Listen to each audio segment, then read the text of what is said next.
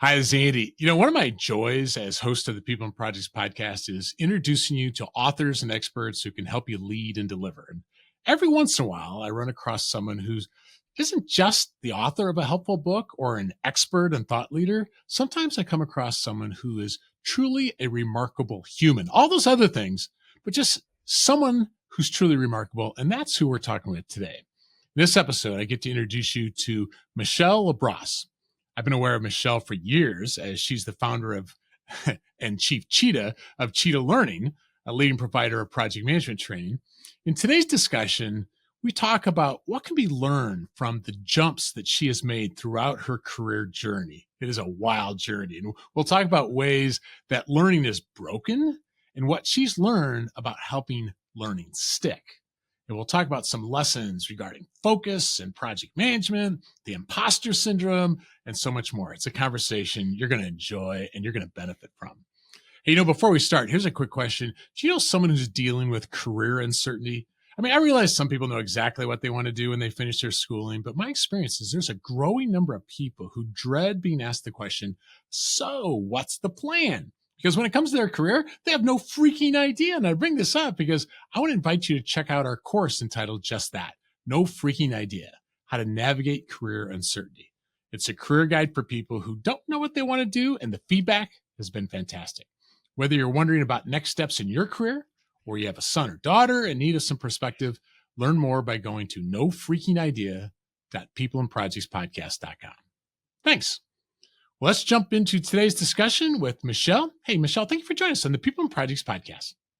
Thank you so much, Andy. And I think I want to take your class. Yeah. I'm always reinventing myself. You are. I have no freaking idea what's next because this is a wild, wild world we live in. So yeah, that sounds like a fascinating course. Yeah. Well, I really say this sincerely. I think by any measure, Michelle, you're a remarkable person. And we'll talk more about your career journey and lessons in a bit, but I'm curious way back to your early years. Because if I understand it correctly, you were like child number 4 out of 6 with parents who were both public school teachers. Was there anything about your family culture or experiences growing up that might have helped you maybe form how you think about learning or leading teams and projects? Well, that's fascinating because both of my parents were teachers and my mother was a reading consultant. And so when I was 2 or 3, my mother went to get her master's degree. And I do remember going to the library at University of Connecticut with my mother, very young. She'd have me set up in the library. So I was like my mother's little guinea pig, and I was reading very young because that's what she was doing. And my mother got me into all of these special programs. When I was little, I did not know it. I didn't discover this till about 10 years ago, but I had a brain injury from falling out of the car. I got in a car accident when I was 4. I was thrown from the car. And so I think that now they would label me Asperger's, but I wasn't Asperger's. I had a brain injury. But my mother was the one who got me into all types of special programs. And that back then they were called gifted. Anyways, I think they were just a program where they didn't know what to do with kids. They were really smart. They just put them in this classroom for 3 hours a day. And we had our own individual study things. But we were doing algebra in 6th grade, 5th grade. And it was a great thing to do. And so I learned how to teach myself in that program. Yeah. And I was around a lot of other kids who were like me. So it was pretty fun. So, and I didn't discover I had this brain injury thing till I was in my early 50s. Yeah. And my mom had brain cancer and I was really stressed. And so really massive life events like that can start to turn off your brain. And my kids were like, does mom have Alzheimer's? Because I was getting lost at my GPS and I'd fall asleep in front of my computer and I couldn't pay attention long enough to watch a TV show. Yeah. So we went to the Amen clinic and they examined my head. Have your head examined. I had my head examined. And the good news was I did not have Alzheimer's. That's good. I had an untreated brain injury, so I had to spend 90 days in a hyperbaric oxygen chamber. Wow. It was fascinating. Oh, it was really fascinating. And then I had to do 2 years of neurofeedback to get my brain rewired. And so I was like worried, am I going to change? I like who I am. And the neuro physician, neuropsychologist, or whoever I was working with, whatever his fancy title was, says, no, you're going to become more of who you are. Your IQ is going to go up about 20 points. And he goes, you're going to be a lot less impulsive.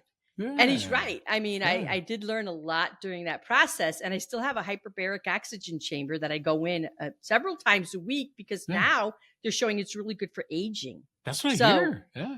Yeah. So like my heart rate variability is the level that a 40-year-old would have, because as you age, you have like vagus nerve changes that will change your heart rate variability. So mine is the same age as a 40-year-old. So I know it's working, but it's awesome. So fascinating what you can learn along the way. And so I think that incident where I fell out of the car when I was 4, and my mother getting me into all these special programs was really one of the big contributing things, because then I went on to aerospace engineering, and because I was a little bit of an idiot savant, I did really well in that. And I had 3 older brothers. And they used to have very derogatory terms for me that, they're words that we're not supposed to use anymore. Like I was retarded, right? And I'm like, if I get a degree in aerospace engineering, I'm going to just show these guys that no, absolutely, I am not like that. I am really very intelligent. And well, plus then going into the Air Force, they have to salute you then too, maybe. Yes, you have to call me ma'am. I have to earn some respect. And I think those 3 guys, my 3 older brothers, and my mother getting me into all these special programs. Plus, my dad was a feminist. Now, this is in the 70s. My dad was a feminist, and his feeling was the girls can do anything the boys can do. She can do whatever she puts her mind to. And that's the message that I grew up with. Way to go, Dad. So cool. I had this mother who was just this massive advocate. These 3 older brothers who just like, they just infuriated me. I'm going to get them. That just developed this competitive fire in my belly. And then a dad who was just very supportive. So that all had to be formative. Yeah, that's cool. I'm a product of my environment. And my older brother goes, I am taking credit for your success. I said, yes, you can also take credit for my foibles. There you go. Yeah. All the good stuff. All the good stuff's me. All the bad stuff's you. Yes. Well, it was somewhere along those lines. I think it might have even been after you were an Air Force officer that you stumbled upon a book called Do What You Are. Oh, yes. I love that book. How would you say that was instrumental in your career journey, and maybe some lessons we could all learn from that? Yeah. Well, what's really great about Do What You Are, and they talk about how your personality evolves as you age. I loved aerospace engineering. I loved engineering so much. I got a master's degree in it, right? Then I loved that so much, I went and worked on my PhD in industrial engineering, which I never finished because I decided being a mom was more important. I had 2 children, and I had put my PhD on hold when the second one was born. And I had gotten my research published in the IEEE Reliability Transactions Journal, and I had passed my qualifiers, right? And I took a year off to be with the second baby full time because I was never going to walk that path again. Right. And I'm like, I want to be mom. Right. And I had these 2 children, and I want to experience this. So when I went back to go to school, there was a new guy in charge of the department, and my research directly contradicted his. Oh. And so he's like, I'm disqualifying your qualifiers, and you need to go take 3 or 4 more courses. And I'm like, I have 2 babies at home. I am sorry. I got what I wanted out of this program. Have a nice day. Right. And I was like, you know what? I'm going to just focus on my business. I had a pretty good consulting business going. And I'm like, this PhD, I learned what I wanted. And I don't need the letters after my name. Getting my research published in the IEEE Reliability Transactions was phenomenal. And I'm like, if where I'm heading, do I really need this? I don't think so. Exactly. Yeah. So I'm so happy. That book kind of helped you. That book kind of helped you though when it came to what do I want to do next, though, right? That was like my no freaking idea moment. Yeah, okay. That's what I thought. Here I am on an academic track to get my PhD and become a college professor. This is what I was going to do. Okay. So I quit my PhD because it's like, I'm sorry. This is like, unless I'm like, I am not going to do this guy's research. It was completely 180 degrees different than mine. And so I read Do What You Are. And I realized I am a teacher. All right. I'm a charismatic entrepreneur because that's what Do What You Are did. And Do What You Are is presented in the way of how your personality evolves as you age. So it made total sense that I was making the transition that I was. It validated everything I was doing, which is when you were in the place of no freaking idea, that validation is so helpful because it was cataclysmic for me to give up my PhD. You know, I mean, and I had all very good reasons to do it. And I can make jokes about it now, but it was devastating back then. Okay. Because I'd worked so hard on it and I was just so upset. So, you know, the Do What You Are book gave me a touchstone that where I needed to be. And then I moved to Connecticut when my kids were 5 and 7. I got divorced and I needed help with my parents to raise the kids. And in middle school, I put them in this private school. And I was talking with the person who was in charge of admissions. She was one of the authors of Do What You Are. That's awesome. I'm like, oh my God. I mean, like, crazy, crazy and serendipitous. This is my favorite book. And I'm sitting here with the author. So then I worked with them personally to create Do What You Are profiles for career types, for project managers, for negotiating, for learning. I still use them to this day. Yeah. I mean, it was so mind blowing. And like the universe sends you just exactly who you need when you need them. It's just so cool. And like, you know, I would love for people to go off and buy that book as well. So what's one lesson from that book that comes to mind that maybe just to get us thirsty for it? Accept who you are. Yeah. I mean, you know, when I was a junior in high school, I was visiting colleges and my father said to this recruiter at the engineering school, I don't know why she wants to go into engineering. She's such a people person. And I'm like, I was shocked. I'm like, Dad, how could you throw me under the bus like that? He was not allowed to come into any more interviews after that. But he was right. He was right. And the person at the school said, you know, we need people in engineering too. But my dad was right. I'm a people person. I'm an extrovert. I'm an extrovert's extrovert. I'm an entrepreneur's entrepreneur. I'm like, you know, for me to go into engineering, it was really a great fit for me at the time. It was perfect. It was challenging. It was a great bridge. It was a great kickoff place for me. But I wasn't going to make my big splash staying in engineering. Yeah. You know, sometimes I feel, Michelle, like there's pressure to do what your parents did, or you're living, you know, the mom and dad wanted me to be a lawyer, so I'm a lawyer, you know, and they're living someone else. They're doing what someone else wanted them to do, not do what you are, right? Yeah, not do what you are. And, you know, I mean, just because you made a decision when you were 18 years old, and I made a decision to go into aerospace engineering at 18. I didn't know anything about the world. Right? You know, I grew up in East Hartford, Connecticut, where Pratt and Whitney was in my backyard. I took all these engine courses in high school. They sent the smart kids over to Pratt and Whitney to get us out of their hair, right?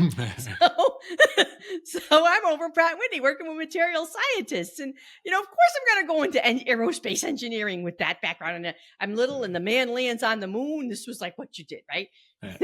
So, but I mean, like, I'm no more an aerospace engineer than I am an accountant. You know? That's funny. Yeah. It is funny. It is very funny. I mean, I got a 35% aptitude in mechanical engineering my junior year in high school through a Society of Women Engineers test for engineering. And I'm like, oh, well, that's just their perspective. I'm going into engineering anyways. But this is where I realized this is where I realized analyzing the Do What You Are stuff. How come I did so well in engineering school? Because I know how to speed read people. And so I could speed read the professors and I could give them exactly what they wanted. That's interesting. And that was why I did so well in engineering school. I mean, I'm a good student. I have all these study techniques, which is what I teach people now. But it was my capability of learning why I did so well in engineering school. Not because I'm such a much better engineer now in my 60s than I ever was in my 20s. Like I'm telling you before, I just finished building a new building that I designed from the ground up. And I managed all of the trades on it. And so I had to do all the engineering for the designs, all the shear load calculations, everything. And I got it all through the planning commission. So I'm definitely a much better engineer now than I was in my 20s. And the engineering background, the engineering school was not a waste. That is, so many lessons out of this, because somewhere along those lines, accelerated learning became a passion for you. And whether it's project management or just about any topic, it seems to me, Michelle, most learning programs are exercises in boredom tolerance, right? Yes, I do say that. Yes, yes, I say so, that. So what are some factors that make learning fast, easy, and fun, as you like to say it? Okay, yes. Well, the first one is removing your hurdles. That's like if you are running a sprint and you have to jump over all these hurdles, you're not going to run very fast. So that's the very first thing we do. We remove people's hurdles. So right now, I actually took back over Cheetah's PMP program in 2019 because there were two things happening to people that were very different than when I first created the program. There was actually three things happening. Distractions. Okay. Massive distractions that have rewired people's brains, right? Okay. Huge lack of focus. And it is, you can't say, oh, it's lack of discipline, blah, blah, blah. No, it's the sea we live in. Okay. So we have a way to fix that, which is really cool. It's these binaural beats. And I learned a lot of this with my own brain stuff and neurofeedback, right? But I've been doing binaural beats since 95. And now there's apps on your phone for them. So we have people retraining their brain waves to stay focused, which is very cool.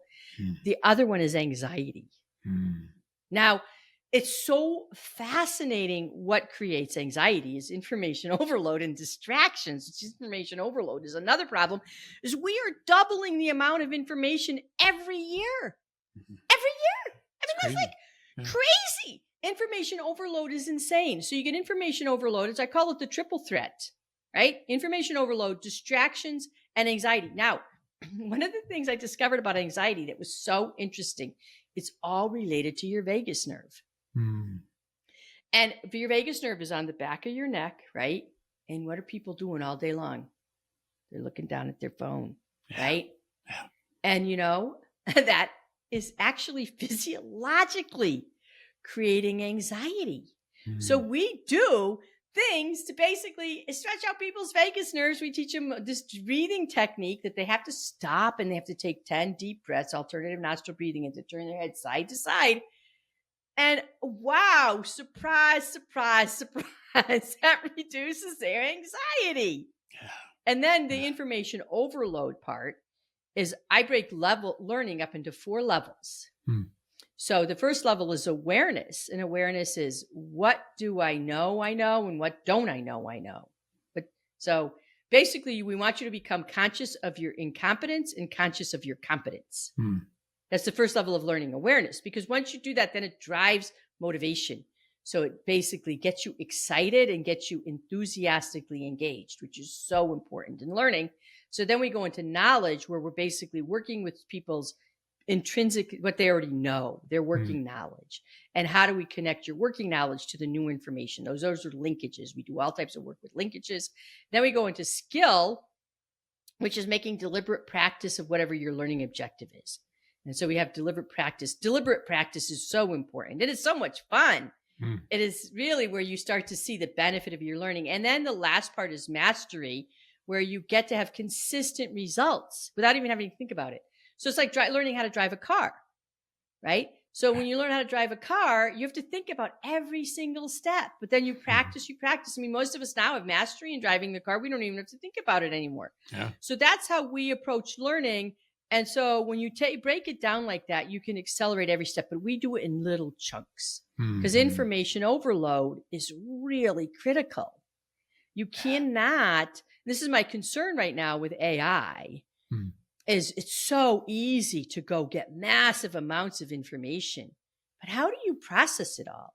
And then it just adds to the information overload. You get distracted. I just did a little mind map and a little talk about the art of gathering knowledge. And like you go down rabbit holes. And I mean, like, wow, before you know it, 3 hours has gone by and you're lost track of what you were doing. So, and then you start to get nervous. Oh my God, I'm never going to finish this. So those 3 things, if you can rein those in and work on, it's like a systems dynamics model. They're called reinforcing feedback loop.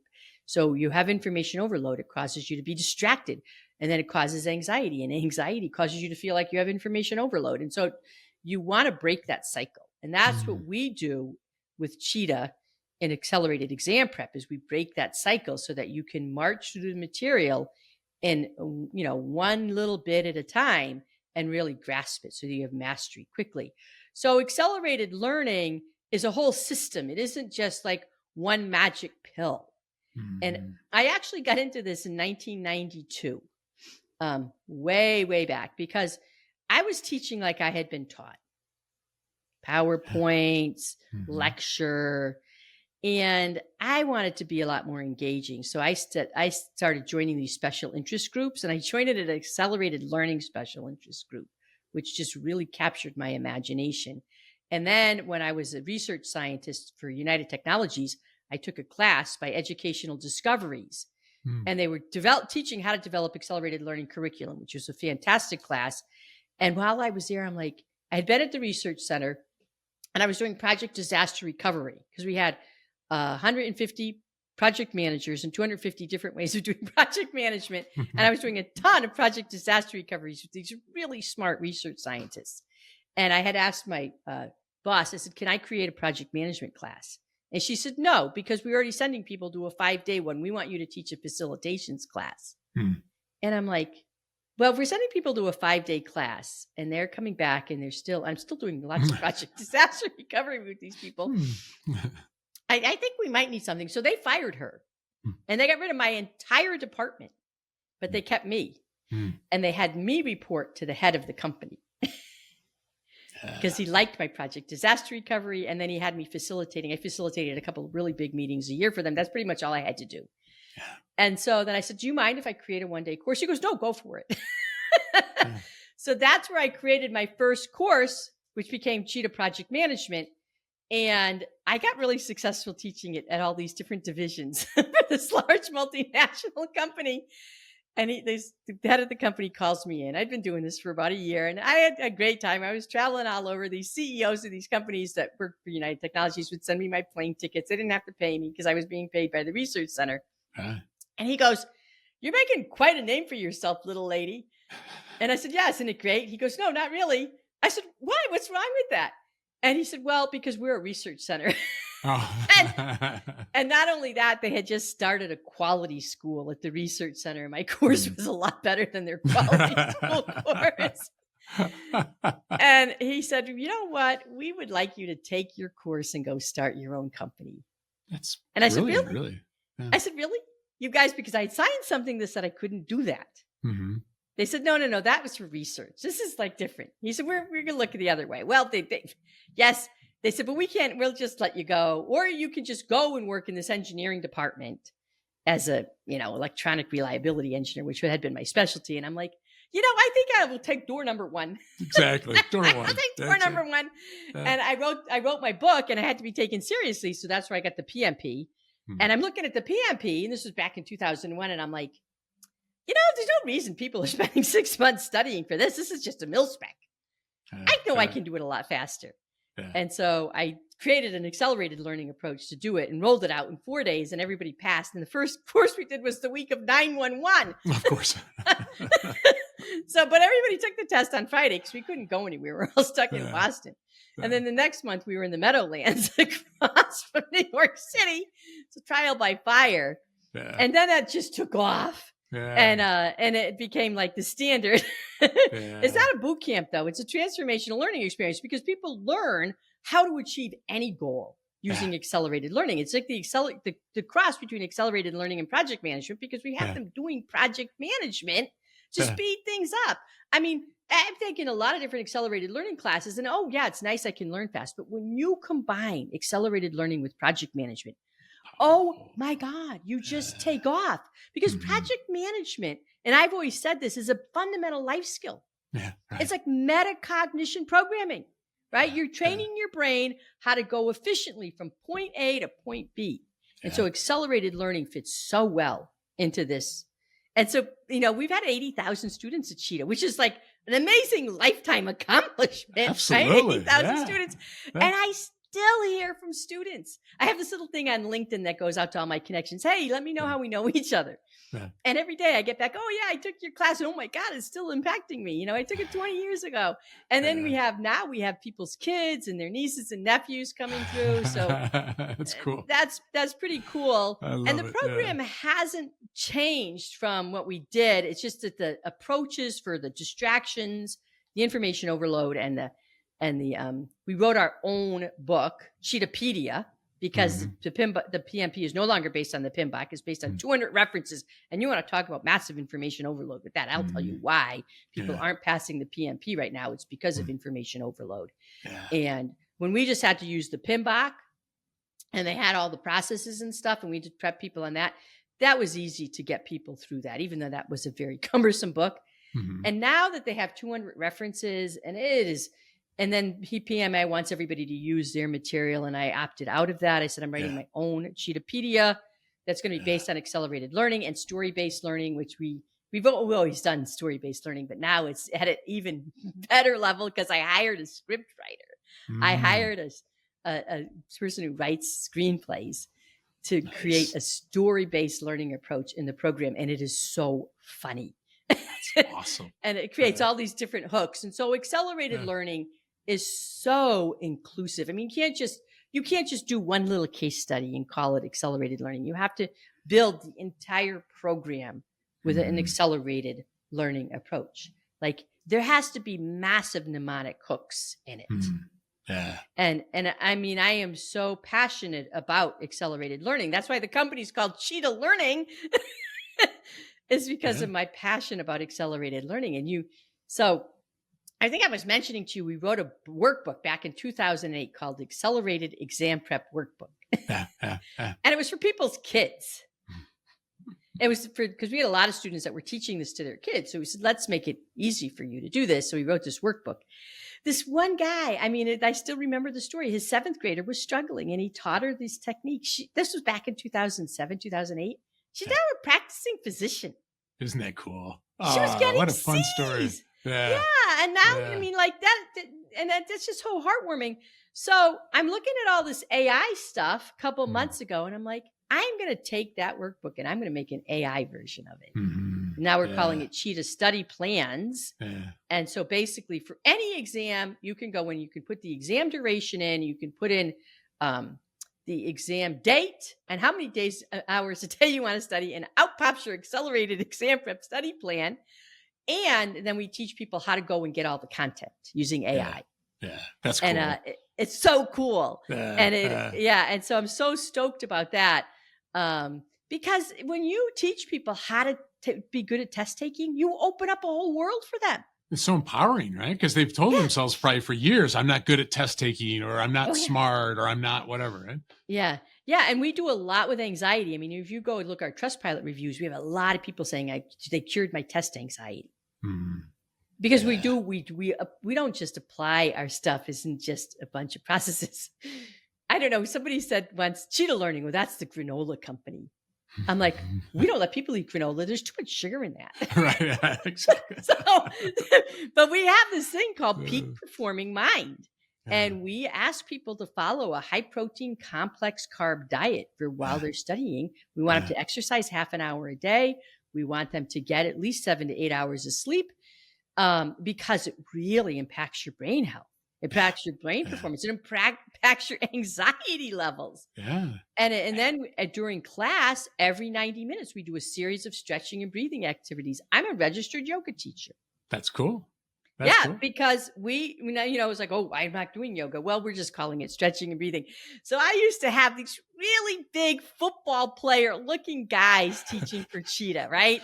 Warrior 2. Right? Oh, yeah. Oh, my God. Yes, exactly. Oh, and their stories that went with it were so funny. They were great. And, that's great. And now I'm just leading it on. And I came up with a way to do them all standing. I came up with this whole standing yoga flow. But I mean, like, I've only ever had 1 or 2 complaints about having to do yoga in the class. So we just call it stretching and breathing because a lot of people have a bias towards, I'm not doing yoga. Right. Yeah. Well, let's just take one idea. Let's say someone listening to us is getting one of their first opportunities to lead a project, right? Maybe they're not formally called a project manager by title, Yeah. because a lot of times it's not the title, but in effect, that's what they are. And what's something that comes top of mind of a couple of the most important things you'd want them to know that if they did this, it could improve their likelihood of being successful? I don't do the project. Run. No, I'm not kidding. I'm not kidding. If you do a really good job up front, and I have this little 4-pager that I do for projects to assess a project. It's a little more than a feasibility study, right? I'm looking at the risks. I'm looking at who needs to be involved, how much time. It's just a little assessment. It's a project assessment. And I basically do a little work up front to see if you should even do the project, because do you have the requisite skills to do this project? Can you hire the requisite skills? People don't even ask it. They don't even know. They're unconsciously incompetent about what's involved in the project. And if they took some time to understand, just ask themselves, what are the risks? If you don't know what the risks are, you haven't done this type of project enough. You shouldn't even go past go, right? I mean, do you know the stakeholders? If you don't know the stakeholders, you don't know enough about what you're doing. Do you have resources that can do the work that's involved? And if they're like, well, I was going to do it all myself, do you even know what's required? So I think, I give away a free project agreement. I'm sure you do too, Andy. I mean, these tools are ubiquitous. You can even just go ask ChatGPT, what's going to be involved in this project? Right? Yeah. And really do an assessment. Do I have the wherewithal to pull this off? And I would say 90% of the time, you don't.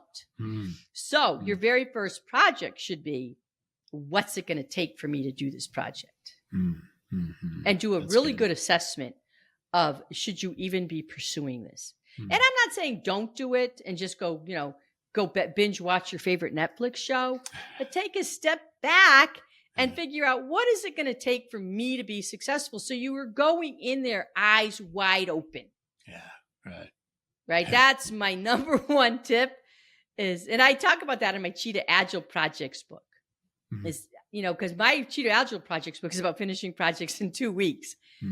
So if you can do something in 2 weeks and you can get some legs under it, even your first project, then it might be worth doing. But if you cannot even focus for 2 weeks to get something of value done, then maybe you shouldn't be doing this project. Yeah, it's good. It doesn't happen monthly, but it seems like it's often enough a year. Someone will go, what could go wrong? They're so confident that this project, what could go wrong? It's like, that is the kiss of death, right? I know. Yeah. Well, this is interesting because, I've been reading a lot about the Dunning-Kruger effect, right? But basically total unconscious incompetence, right? Yeah, right. And I'm always checking myself, because our level of unconscious incompetence, if you think about it, is infinite. It is pi day. It is the number of digits in pi, because there's absolutely no way you know what you're consciously incompetent about. By definition, right? Yeah. By definition, you can't, right? But what you're consciously competent of is strangely enough, very finite, okay? And so my test is the level of righteous hubris. That's good. Yeah. Okay, so, I call it like checking for ticks, right? You want to check yourself for ticks when you've been outside.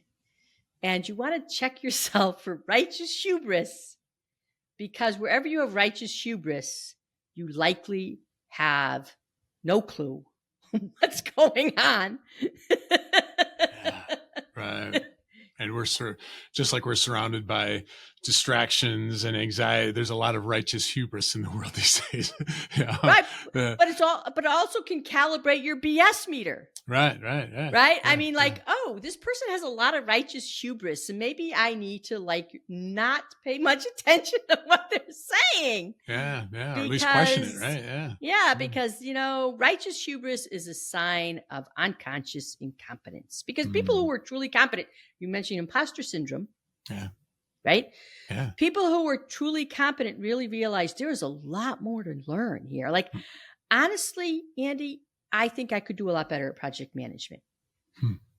Hmm. And I was, and PMI named me one of the most influential women in project management worldwide a while ago. Yeah. But I could do a lot better at project management.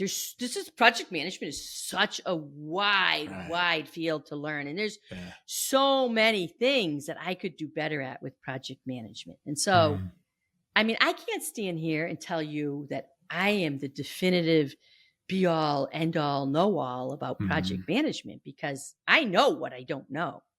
I mean, there's things that I'm proud of in hindsight, but while I'm in the middle of the project, I'm like, oh my God, what did I get myself into?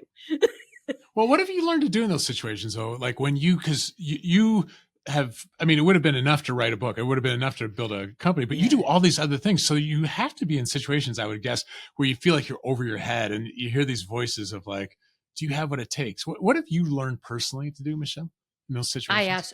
You know what? I don't assume I know anything. I take a position. I immediately fall back to a position of wonder and curiosity. And like, I had this really bad situation with my last building project where my builder, he was basically using money from my project to pay for a past project. Which I've seen a lot in the building trades, is they keep trying, they're constantly paying catch up. Well, he had finished framing the house and we were at a good place, but his sheetrockers took like 3 months, which was really frustrating. And I still had to pay him. I held that back the money. I said, I'm not paying you till the sheetrock's done, because I knew what was going on. But then he was supposed to do all the trim and it was just not working. The project was stalling and I had to get moving on this project. So I stopped and I said, okay, what would I do as a good project manager? And my resources aren't working out. This was a PMP test question. What should the project manager do? Start looking for some new resources. And I did that. I went and I talked to one of my suppliers, because I was in an area I didn't know anybody. And so I went and talked to one of my suppliers and let her know the problem I was having. And I interviewed 3 new people that afternoon. I reached out, I got some help, and I asked her, and I just took a position of curiosity. What should I do here? What should the project manager do? I teach this all day long. And so I just stopped and I just didn't assume I knew the answer. I started reaching out to people, asking questions, seeing if they could help me. What was their advice and guidance? And I found, oh my God, I got this wonderful guy that ended up bringing the whole project home. He was really great. Every morning we kick off our work together with a little task plan. I did Agile. I started doing Agile. I started managing my project in 2-week increments with him. And we had a little Agile task plan every morning. We did our daily stand-up, and then he started helping me bring in other people. And we finished the project. It was great, from sheetrock to finishing it in 8 weeks, which was unbelievable. But I basically, what they call the hedgehog thing, you just really dig in and you don't assume you know the answer. I think as soon as you assume you know the answer, you've blocked other possibilities out to yourself. So I always work on, what is my question? How can I remain curious? How can I, reach out and get other people's help and advice, and, parse through that. Where is my BS meter being pegged? I mean, we had a problem with the tiling issue, and we did end up finding one person that could do the tiling, but we came up with other solutions. We decided we didn't necessarily need to do tiling. We went and found some other ways around it. And so, I think it's staying humble and being willing to like dig in. And, I'm up every morning at 7:00 with all the building guys. I bought a trailer. I lived on site, and I just worked it. Yeah. I love it. There's so many things I'd love to talk with you about, Michelle, but let's end with this. Your kids are out and on their own now, but at one point you were juggling parenthood while running a business. And I heard that your kids joke that they didn't have a childhood. They had an internship, right? Yeah. So let's say someone listening to us as school-age children, and can you think of some ways they could help their kids learn more about leading and delivering long before they start their career? Your role modeling. Their kids don't hear what you say. They see what you do. All right. And I mean, I developed a great support network. It wasn't me doing it by myself. I had Yeah. fantastic parents. I lived a mile from my sister who was, she helped me raise my kids. My parents helped me raise my kids. I had a very supportive environment, and my kids were part of the business. I mean, Mm. this was before laptops. They all had their own computers. We had this little room. We had our own computers, and we had family hour, no electronic hour. We have had that since they were very little. But they would text me on their computers as AOL instant message chat. And I had my computer was looking out into the backyard at the pool, so they could go out and they could jump on the trampoline, play on the pool. And I had them playing Oregon Trail, but they were with me. I didn't isolate ourselves in different little things. I mean, I was very present with them. Yeah. So I think role modeling is a biggie. It's like you have to walk the walk. Mm-hmm. And you can't just pontificate. You just have to be that person that you want them to become. And they'll pick that up by osmotically. I mean, my kids work so hard and they're so driven. And it's so funny. One of them is saying, "I'm just like you, Mom." Like, yeah, I never hear from you. Never text me, never call you. That's funny. But they pick up on if you truly are living the talk of curiosity, right? Of showing and wonder, right? They see that, yeah. And being a decent human being. I mean, treating people with kindness and compassion and acceptance, and and basically, de-escalating conflict. I think this is one of the big things that PMI is doing so right now. I mean, I've been taking this little micro course that they have on, because I have to keep my PMI ACPs. I'm taking this little micro course they have about hybrid project management or something. It's a micro certification. And the whole thing seems to be about conflict. And I'm like, this is so good to get us as project managers really comfortable with dealing with differences. And dealing with differences in a way that's going to spark creativity and spark growth and spark movement, rather than create more division. And PMI is doing a really great job of this right now. They're really, really emphasizing it on the PMP exam, which is great. Mm-hmm. If you really want to do a good job with the PMP exam, make sure you get really good at their conflict stuff. But they also, I mean, like in the class I was taking, it was like, wow, they're going on and on about this conflict thing. And I'm like, I'm applauding them for that, because I think as professionals, as we're leaders, right? You and I, we're both leaders. We need to role model good conflict resolution. We need to role model how can we use conflict to boost creativity, which is a big premise of Agile.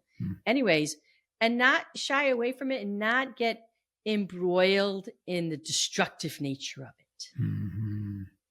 And what a great laboratory at home to learn those skills, right? To prepare them for the future then too. Yeah. Like, let's talk about this. What's going on with you? I mean, can we approach this differently? I've always been a process person, right?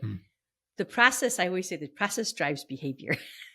So how can we adjust this process? Like this interesting thing happened when I first got divorced. My ex-husband was a great guy, but we just had very different parenting opinions. I was very laissez-faire and he was very strict. And he would get into fights with the kids about bedtime. And I was more of a natural consequences parent. Because I could afford to be, because because I was working from home and I had a lot more flexibility with my schedule. And so when he moved out, I had to bring the kids to Montessori school and they did not want to go to bed. I said, okay, great, kids. No big deal. We'll go to Montessori. I already told them the Montessori school what I was doing. And when they woke up, I brought them. They were late.